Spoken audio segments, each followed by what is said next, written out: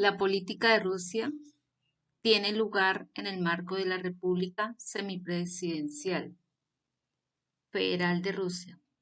De acuerdo con la Constitución, el presidente de Rusia es el jefe de Estado y de un sistema multipartidista con poder ejecutivo ejercido por el gobierno, encabezado por el primer ministro, que es designado por el presidente con la aprobación del Parlamento. El poder legislativo recae en las dos cámaras de la Asamblea Federal de Rusia, mientras que el presidente y el gobierno emiten numerosos estatutos jurídicamente vinculados.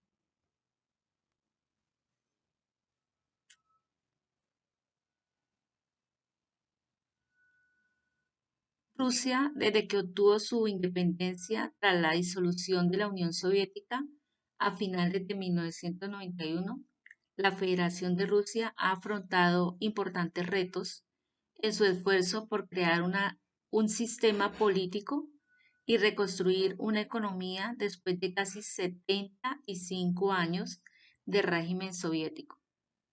Entre esos retos podemos destacar la falta de inversiones heredada de un periodo comunista o la corrupción. Diferentes oligarcas se apoderaron de parte de los beneficios de la exportación de materia prima en los primeros años durante la era de Boris Yeltsin, siendo después perseguido por la justicia tanto en la primera como en la segunda etapa de Vladimir Putin. La subida de los precios del petróleo entre el año 2001 y 2008 y los precios altos del 2009-2014 ofrecieron a Rusia una coyuntura favorable para la recuperación económica. Rusia es el país más extenso del mundo y tiene su territorio repartido entre Europa y Asia. Cuenta con 21 repúblicas autónomas y se extiende sobre 10.000 kilómetros de este a oeste. Aproximadamente tiene 17 millones de kilómetros cuadrados, duplicado en superficie a Estados Unidos, a China.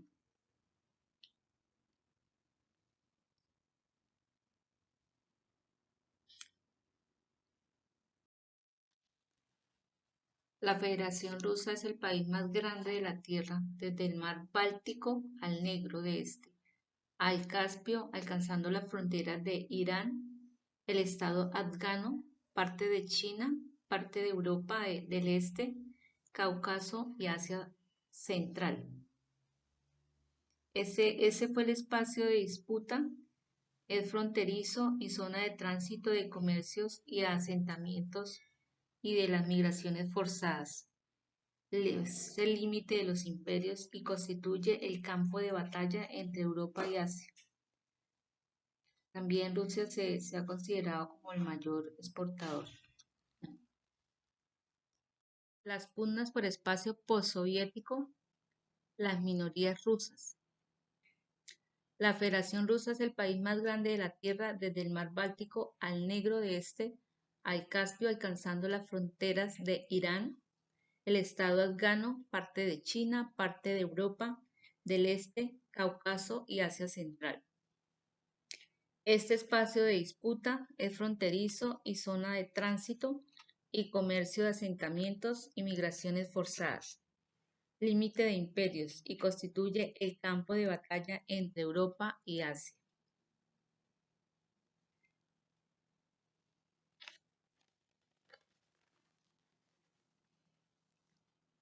La expansión territorial se hizo mediante una pugna contra el Imperio Otomano, polacos y lituanos contra persas y pueblos caucásicos contra pueblos de Asia Central y contra las potencias europeas, especialmente contra el Imperio Británico.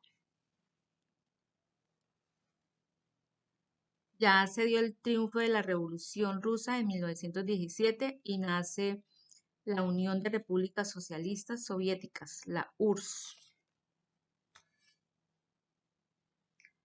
Aquí, sin embargo, aquí se ejecutaron miles de personas en el gobierno de Stalin, porque se consideraban que estaban aliados al enemigo.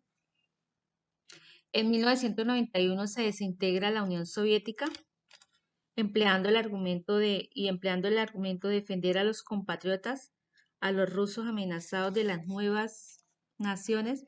Se presenta la guerra con Georgia en el 2008 y con Ucrania en el 2013. En el año 2000 nos retrocedemos un poco al año 2000 y encontramos que fue elegido el señor Vladimir Putin y su misión ha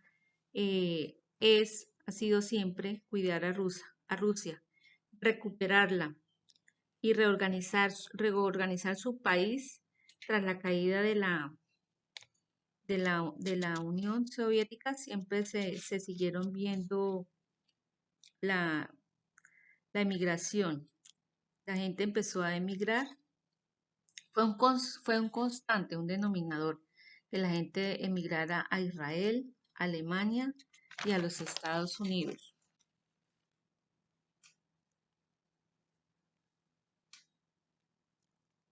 La importancia de la población para Rusia, que ha perdido 2.3 millones de personas en una década, que de manifiesto en las palabras de Putin en la Asamblea Federal en el 2014, cuando señaló que en contra de las predicciones de las Naciones Unidas, la población rusa para el 2014 es de 144 millones.